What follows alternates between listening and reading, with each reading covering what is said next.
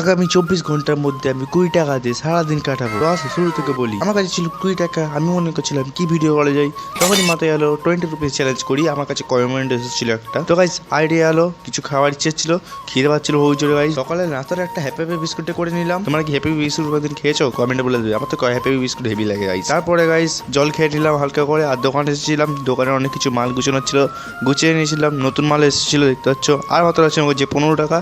তো 15 টাকায় কী করা যায় মাথা মারতে হবে। তো এখন ছিল দুপুরবেলায় আমি একটা পপ কিনে খেয়ে নিলাম, যেটা নিয়েছিল 5 টাকা। আর আমার কাছে আছে 10 টাকা। তারপরে দেখতে দোকানগুলোকে পুরো কমপ্লিট করে গুছিয়ে নিলাম। আর দোকানের লোকটা কিছুটা এরকম লাগছিল।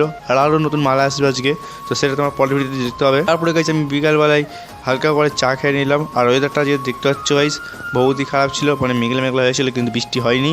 আর দেখতে হচ্ছে চা খেয়ে নিয়েছিলাম। চাটা গাইস খুবই টেস্ট ছিল।